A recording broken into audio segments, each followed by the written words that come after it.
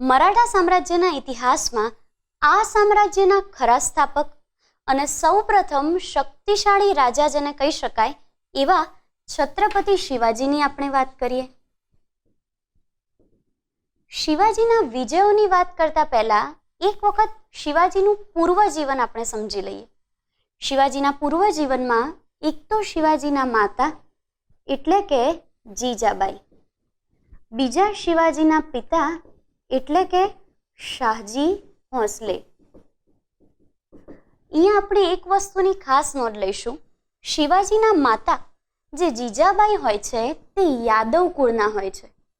હવે એ સમયે યાદવ કુળના શક્તિશાળી જાગીરદાર જેને કહી શકાય યાદવરાવ. યાદવરાવના પુત્રી એટલે કે માતા જીજાબાઈ અને પિતા શાહજી ભોંસલે જે એ સમયે પુણેના જાગીરદાર હોય છે.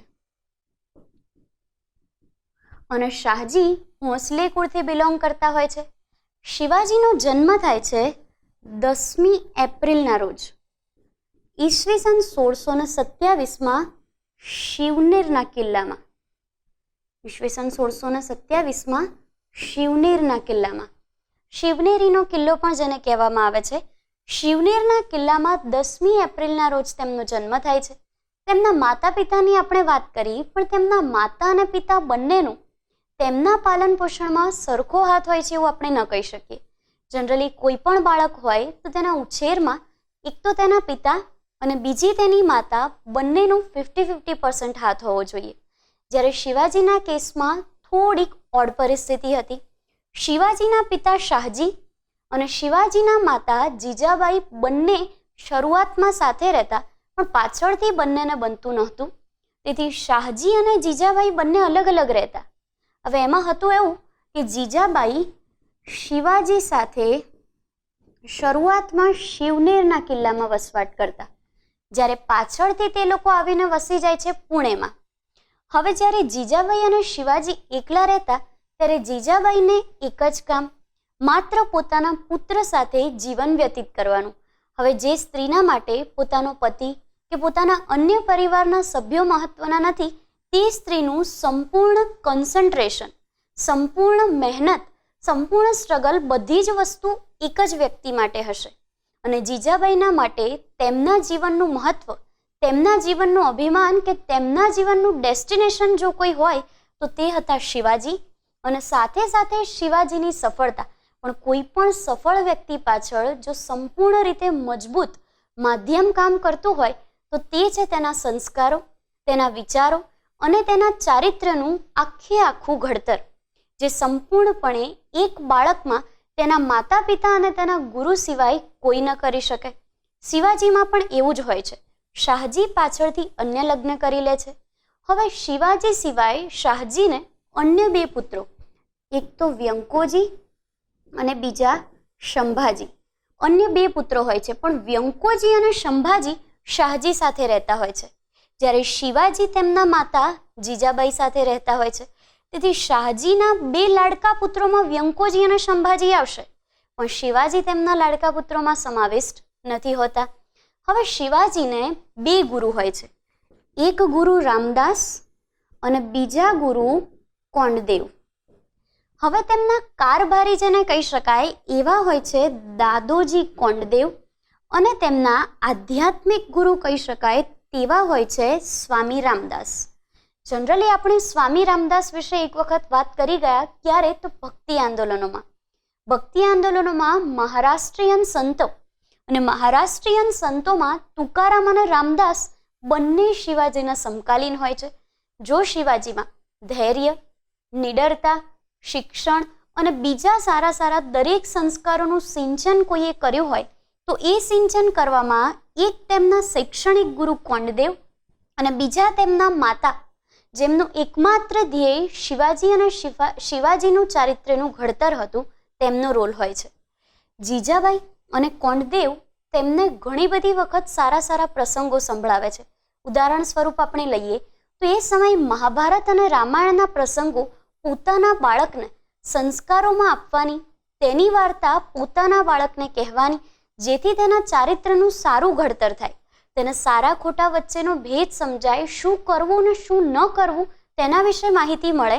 તેથી આ બધા પ્રસંગો બાળકોને કહેવાનો એક રિવાજ પડી ગયો.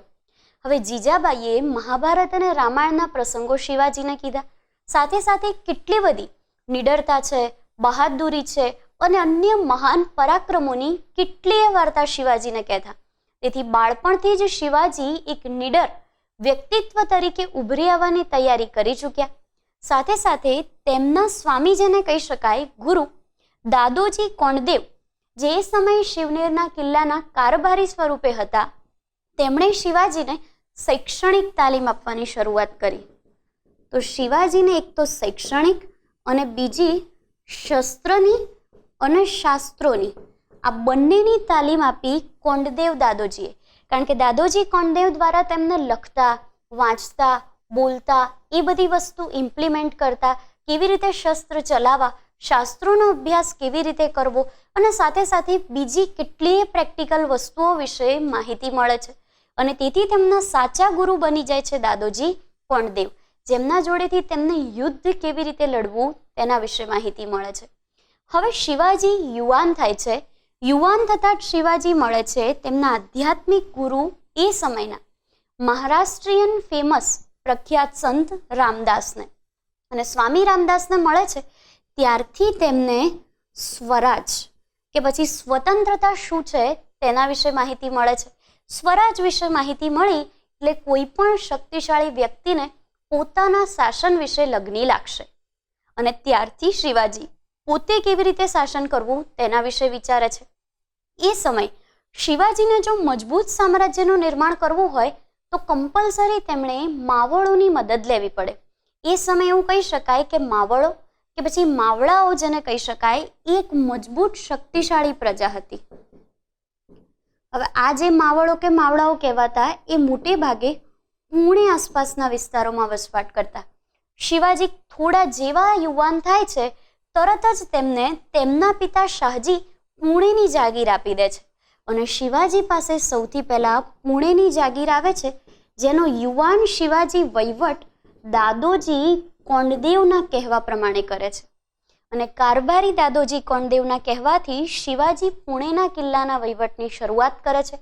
એટલે કે સૌ પ્રથમ વખત એક સામાન્ય શાસન વ્યવસ્થાનું ઉદાહરણ પ્રસ્થાપિત કરે છે.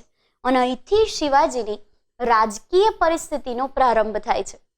પુણેની જાગીર તો પ્રાપ્ત કરી લીધી, પણ આગળ જો તેમણે સામ્રાજ્યવાદી નીતિ અપનાવી છે તો એક શક્તિશાળી સૈન્ય અને બીજું વિટામિન એમ એટલે કે ઘણા બધા પૈસાની જરૂર પડશે. આપણે ઘણી બધી વખત વાત કરી ચૂક્યા કે કોઈ પણ રાજાએ કોઈ પણ યુદ્ધ જીતવા અથવા તો પોતાનું શક્તિશાળી સૈન્ય બનાવવા બે વસ્તુઓની જરૂર પડે, વિટામિન પી એન્ડ વિટામિન એમ.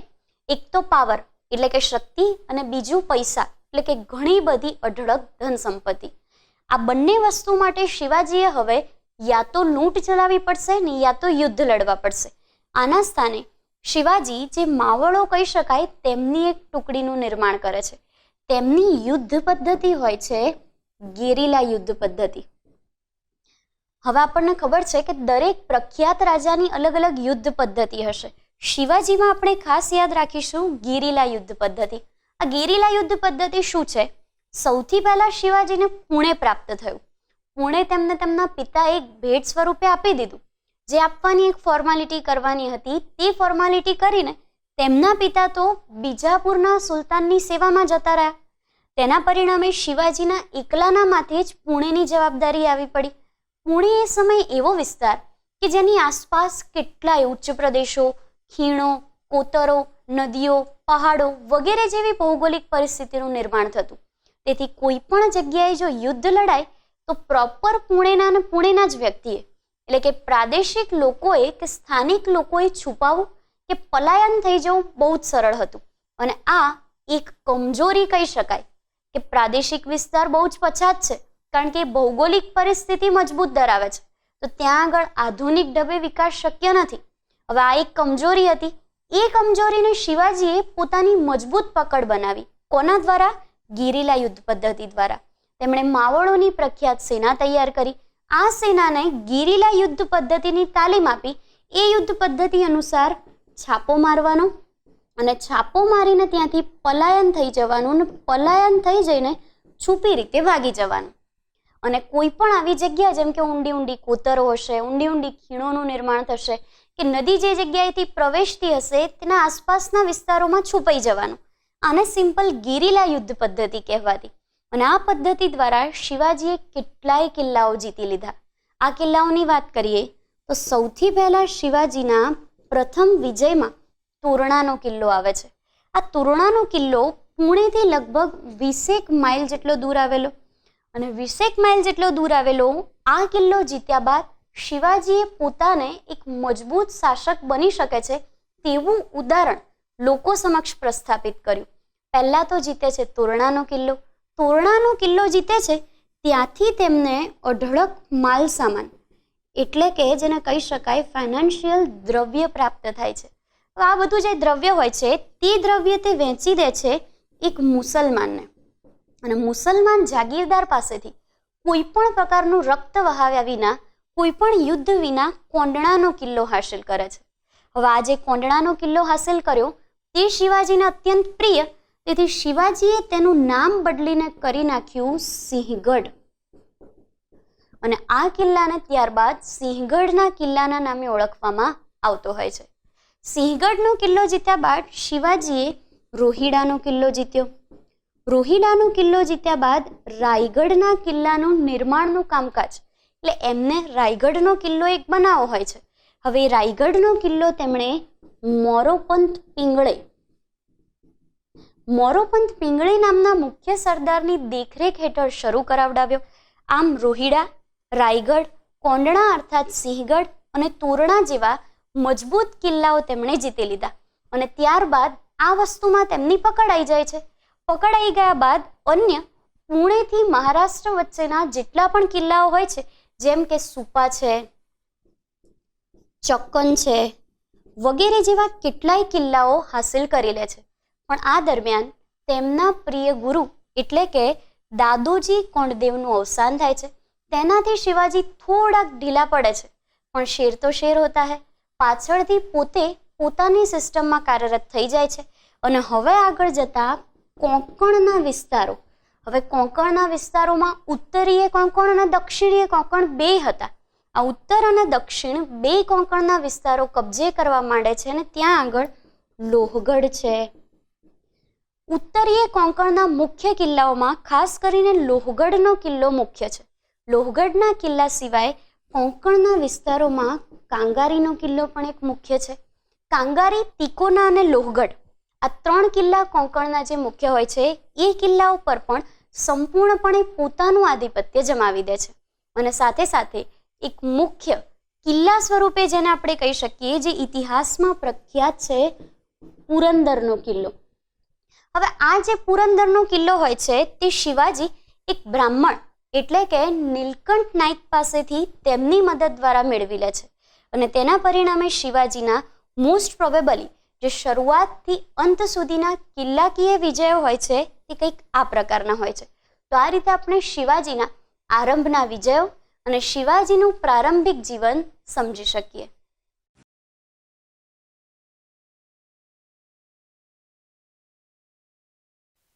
શિવાજીના મુખ્ય વિજયો વિશે આપણે વાત કરી. શિવાજીના મુખ્ય વિજયોમાં સૌથી પહેલા તો તમને પુણેની જાગીર મળી જાય છે. પુણે છે, ત્યારબાદ કોંડણા છે એટલે કે સિંહગઢ છે.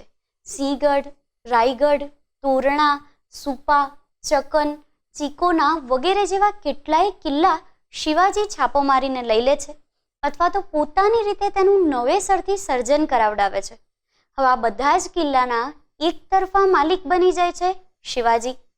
શિવાજી આ બધી વસ્તુ કરતા હોય છે, તેનાથી અન્ય સલ્તનતવાળા ખૂબ જ આશ્ચર્યજનક થાય છે કે એક સામાન્ય વ્યક્તિ આટલા બધા મોટા સામ્રાજ્યનું ટૂંક સમયમાં અધિપતિ કેવી રીતે બની શકે. અને અગાઉ આપણે વાત કરી કે શિવાજીના પિતા બીજાપુર સલ્તનતની સેવામાં હોય છે. હવે એ સમયે બીજાપુર સલ્તનતના શાસક એટલે કે આદિલ શાહની ઉંમર નાની હોય છે. તેથી બીજાપુર સલ્તનતના શાસક આદિલ શાહના માતા રાજમાતા તરીકે વહીવટ કરતા હોય છે. બીજાપુર સલ્તનતના કોઈ પણ ડિસિઝન એ સમયે રાજમાતા જ લેતા હોય છે. હવે રાજમાતા પિતાજી શાહજીને એટલે કે શિવાજીના પિતા શાહજીને કહે છે કે તમે પોતાના પુત્રને નિયંત્રણમાં રાખો, જો એ વસ્તુથી બીજાપુરને સહેજ પણ નુકસાન થશે તો એ ચલાવી લેવામાં આવશે નહીં. હવે આ વસ્તુ શાહજી શિવાજીને સમજાવે છે, પણ શિવાજી તો પોતાની મરજીના માલિક હોય છે, તે તો હવે એક શાસક બનવાની તૈયારીમાં. તો આ રીતે શિવાજી શાહજીની વાત અનસુની કરે છે. તેના પરિણામે આદિલ શાહ અને તેમના માતા આ બંને દ્વારા રાજમાતાના વિશ્વાસુ સેનાપતિ એટલે કે અફઝલ ખાનને મોકલી દેવામાં આવે છે શિવાજીની સાથે ભેટ કરવા. અફઝલ ખાનને શિવાજી સાથે ભેટ કરવા મોકલાય છે. આ એક માત્ર ષડયંત્ર હોય છે. જ્યારે ષડયંત્રનો શિકાર શિવાજી થવાના હોય છે, પણ શિવાજી ઓલરેડી પોતે બધી જ રીતે સંપૂર્ણ હોય છે. તેમને ખબર હોય છે કે અફઝલ ખાન પોતાને ક્યારેય પ્રેમથી મળવા નહીં આવે. એટલે શિવાજી પણ મેન્ટલી પ્રિપેર્ડ જ હોય છે કે જો છલ કપટ કરવામાં આવશે તો પહેલો એટેક શિવાજીનો હશે. અને આ પરિસ્થિતિ થાય ખરા અર્થમાં જ્યારે શિવાજી પોતાની રીતે બખ્તર અને વાઘનખ પોતાની અંદર છુપી રીતે પહેરીને જાય છે. હવે અફઝલ ખાન એ સમયે શિવાજીને ભેટવાનું બહાનું કરીને ષડયંત્ર દ્વારા તેમને મારી નાખવાના હોય છે. અફઝલ ખાન જેવા શિવાજીને ભેટે છે અને તેમના પર આક્રમણ કરવા પ્રયત્ન કરે છે, તરત જ શિવાજી પોતાના છુપાયેલા વાઘનખ અને પોતાના બખ્તરની મદદથી અફઝલ ખાનને મારી નાખે છે. પોતાના કરતાં ઘણો મોટો અને મુખ્ય કદાવર ગણાતો અફઝલ ખાન શિવાજીના એટેકથી મૃત્યુ પામે છે. અને આ વસ્તુથી બીજાપુર સલ્તનતના રાજમાતા અને બાળ આદિલ શાહ ચોંકી જાય છે. સાથે સાથે શાહજીને પણ શિવાજીની આ શક્તિ અને બુદ્ધિ એટલે કે કળ અને બળ બેવનો સંયુક્ત પરિચય થઈ જાય છે. આ વાત થઈ અફઝલ ખાનના વધની. સાથે સાથે આ વસ્તુથી સમગ્ર ભારત એક સાથે હચમચી ગયું કે એક સામાન્ય વ્યક્તિએ આટલી મોટી સલ્તનતના વફાદાર સેનાપતિનો વધ કરી નાખ્યો. આ વસ્તુથી સૌથી વધારે અકળાઈ ઉઠે છે ઔરંગઝેબ. ઔરંગઝેબ વિશે આપણે વાત કરી મુઘલ વંશમાં. મુઘલ વંશના સુન્ની મુસલમાન તરીકે જે ઔરંગઝેબ જાણીતા હોય છે, ઔરંગઝેબને આ વસ્તુ બહુ મોટો શોખ આપે છે. એટલે ઔરંગઝેબ શું કરશે, પોતાના મામા શાઇસ્ત ખાનને શિવાજીના સામે પડવા મોકલે છે. હવે શાઇસ્ત ખાન તરત શિવાજી પર આક્રમણ નહીં કરે. શાઇસ્ત ખાન શું કરશે, સૌથી પહેલા તો બીજાપુરના સલ્તનત અને બીજાપુર સલ્તનતના બધા જ રાજા, તેના રાજમાતા અને વફાદાર સેનાપતિઓ સાથે સૌથી પહેલા સંધિ કરી લે છે. હવે એ બંને જણા એટલે કે શાઇસ્ત ખાન અને બીજાપુર સલ્તનત એકબીજા જોડે સંધિ કરે છે. શાઇસ્ત ખાન ત્યારથી મહારાષ્ટ્રમાં એટલે કે પુણે ખાતે, જેને લાલ મહેલ નામ આપવામાં આવ્યું છે, તે જગ્યાએ વસવાટ કરતા હોય છે. આ વસ્તુની ખબર પડે છે તરત જ શિવાજીને, કારણ કે શિવાજીના એ સમય પૂના છે, ચક્કન છે, આવા જે મુખ્ય કિલ્લાઓ હતા, આ મુખ્ય કિલ્લાઓ વન બાય વન તેમના હાથમાંથી જતા રહેતા હોય છે. અને શિવાજીને લાગે છે ડર કે જો ઔરંગઝેબનો મુખ્ય સેનાપતિ કે ઔરંગઝેબનો એક વિશ્વાસુ વ્યક્તિ જે તેમના મામા શાઇસ્ત ખાન હોય છે, તે જો શિવાજીની સામે પડશે તો તેમને બેવડી મુશ્કેલી. કારણ કે ઓલરેડી બીજાપુર સલ્તનત અને શાઇસ્ત ખાન એટલે બીજાપુરના લોકો અને સાથે સાથે મુઘલ વંશના લોકો, આ બંને તો એકંદરે એક જ છે. તો હવે શિવાજી લડવા સિવાય કોઈ જ ઓપ્શન નથી રહેતો. તેથી શિવાજી શું કરશે, એક રાત્રે અંધારામાં લાલ મહેલ પર હુમલો કરી દે છે. પુણે નજીક આવેલા આ લાલ મહેલમાં રાત્રિના અંધકારમાં શાઇસ્ત ખાન પર હુમલો થાય છે. જોકે શાઇસ્ત ખાન ઔરંગઝેબનો નજીકનો વ્યક્તિ, તેથી શાઇસ્ત ખાન અહીંથી પલાયન થઈ જવામાં સફળ થાય છે. પણ આ દરમિયાન તેનો અંગૂઠો કપાઈ ગયો હોય છે, જેનાથી શાઇસ્ત ખાનના આ પલાયન વૃત્તિથી અકળાય છે મૂળ ઔરંગઝેબ. અને હવે અકળાયેલો આ ઔરંગઝેબ આંબરના રાજા અથવા તો અંબરના રાજા એ સમય હોય છે જયસિંહ. ઇતિહાસકારો આ જયસિંહને સંયુક્ત લશ્કરનો સફળ સેનાપતિ તરીકે બિરદાવે છે, જેની ખરેખર યુદ્ધ ક્ષમતા અને યુદ્ધ નીતિ સંપૂર્ણપણે કુશળ હોય છે તેવા એક મુખ્ય રાજાને મોકલે છે, જેને અંબર કે આંબેરના રાજા જયસિંહના નામથી ઓળખવામાં આવતા. હવે જયસિંહને એ સમયે શિવાજી સામે લડવા મોકલાય છે. જયસિંહ શિવાજી સાથે જ્યારે લડે છે ત્યારે શિવાજીના ઘણા બધા કિલ્લા કબજે કરી લે છે. હવે આ બધા જે કબજે કરાયેલા કિલ્લા હોય છે એ સમયગાળા દરમિયાન શિવાજીને સૌથી મોટો ઘાટો પડે છે પુરંદરના કિલ્લામાં. કારણ કે પુરંદરના કિલ્લામાં જે શિવાજી અને જયસિંહ વચ્ચે સામાન્ય યુદ્ધ જેવી પરિસ્થિતિ થાય છે, આ યુદ્ધમાં શિવાજીના એક મુખ્ય સેનાપતિ, જે શિવાજીની અડધી તાકાત કહી શકાય તેવા બાપુ પ્રભુને શિવાજી ગુમાવી દે છે. અને કોઈ પણ નજીકના વ્યક્તિને આપણે ગુમાવીએ એટલે તરત જ આપણી માનસિક અને શારીરિક બંને શક્તિઓ ધીમે ધીમે ક્ષીણ થતી જાય. શિવાજીમાં પણ સેમ આ જ પરિસ્થિતિ. પોતાની જાત કરતાં વધારે વિશ્વાસ જે સરદારો પર કર્યો હોય છે, એ સરદારો વન બાય વન મુઘલ અને બીજાપુર સલ્તનતના ષડયંત્રો દ્વારા મૃત્યુ પામે છે. અને તેમાં પુરંદરના કિલ્લામાં બાપુ પ્રભુનું મૃત્યુ થતાં શિવાજી થોડા ઢીલા પડી જાય છે. આ વસ્તુનો ફાયદો ઉપાડે છે એ સમયે અંબેરના રાજા, જે ઔરંગઝેબની પ્રેરણાથી શિવાજી પર હુમલો કરવાના હોય છે, જયસિંહ. પુરંદર ખાતે એક મુખ્ય સંધિ કરવામાં આવે છે, જેને પુરંદરની સંધિ કહેવામાં આવે છે.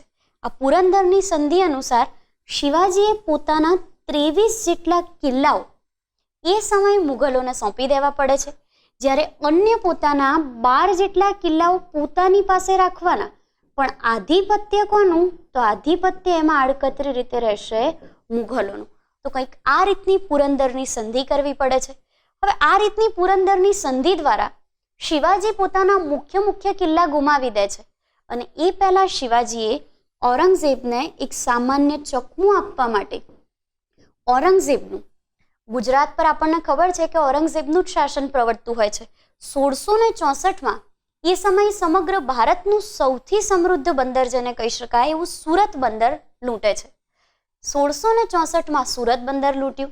સાથે સાથે આ વસ્તુની સાથે ઔરંગઝેબને એક પ્રમાણ પણ આપી દીધું કે અમે હજી પણ મજબૂત છીએ. એટલે કે બીજાપુર સલ્તનત સાથેની જે સંધિ છે અને તેના સાથેના શાહિસ્ત ખાનના સારા સંબંધો શિવાજીનું આજે પણ કંઈ પણ વગાડી શકવા સક્ષમ નથી, એ ઉદાહરણ આપ્યું. પણ એના પછી તરત જ આ પુરંદરની સંધિ કરવામાં આવે છે, જેના દ્વારા શિવાજી પોતાના 23 કિલ્લા ગુમાવી દે છે અને 12 કિલ્લા પોતાની પાસે રહે છે. હવે આ સમયગાળા દરમિયાન તેમણે પોતાના સેનાપતિ બાપુ પ્રભુ ગુમાવ્યા હોય છે.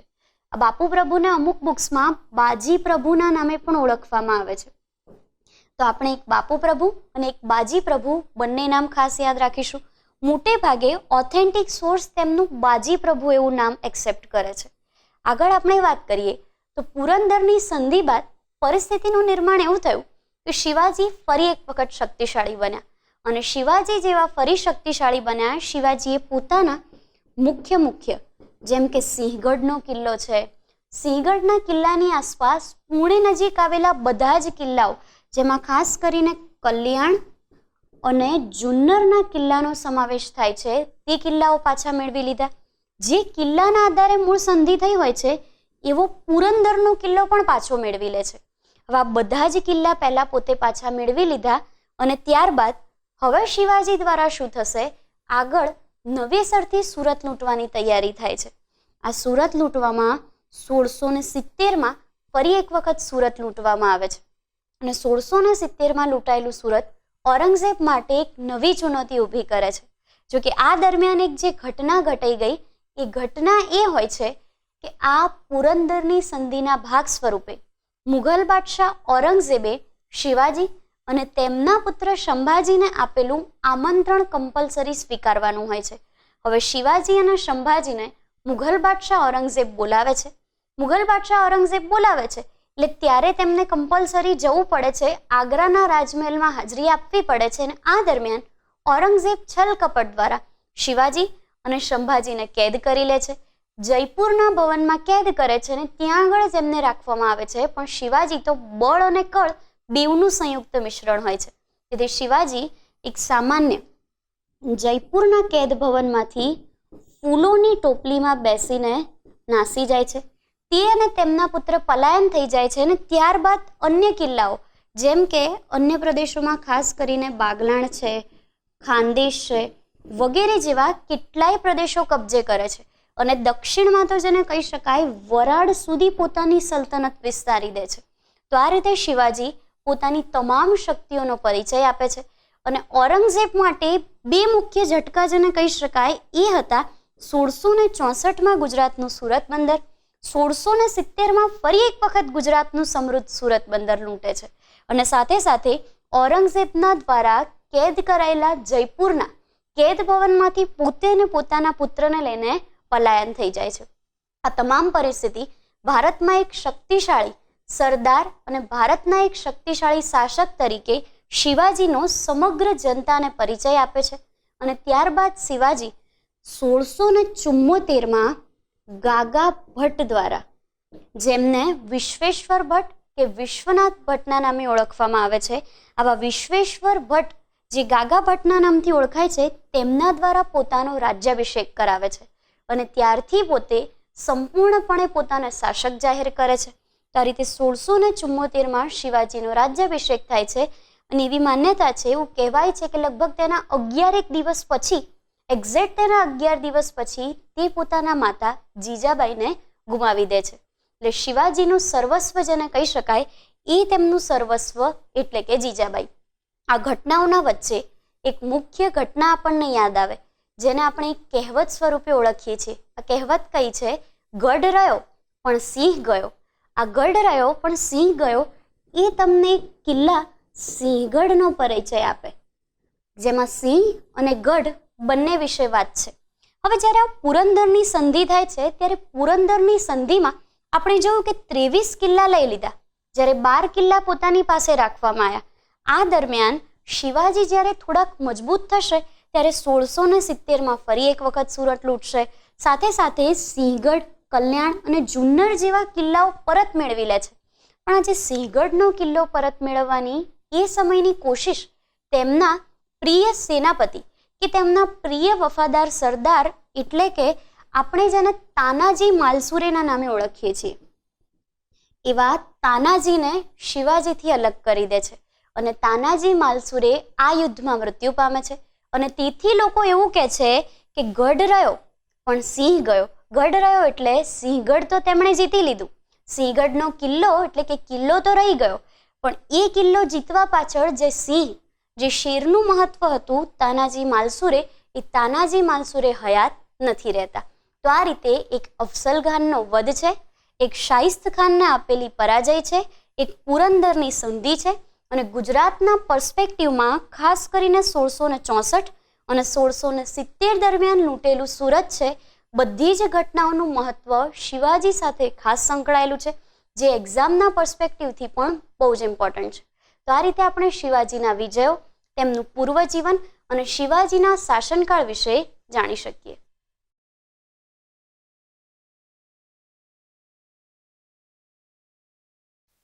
શિવાજી વિશેની મોટા ભાગની માહિતી આપણે લઈ લીધી. એમનું પૂર્વજીવન જોયું, ત્યારબાદ એમના મુખ્ય વિજયો જોયા.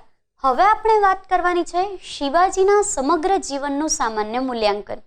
શિવાજીના સમગ્ર જીવનનું મૂલ્યાંકન કરતા પહેલા સૌથી પહેલા એ વસ્તુ જાણી લઈએ કે એ સમયે દક્ષિણમાં સર્વોચ્ચ સેનાપતિ અથવા સર્વોપરી રાજાને છત્રપતિના નામે ઓળખાતા અને ત્યારથી શિવાજી છત્રપતિ શિવાજીના નામે ઓળખાવા માંડ્યા.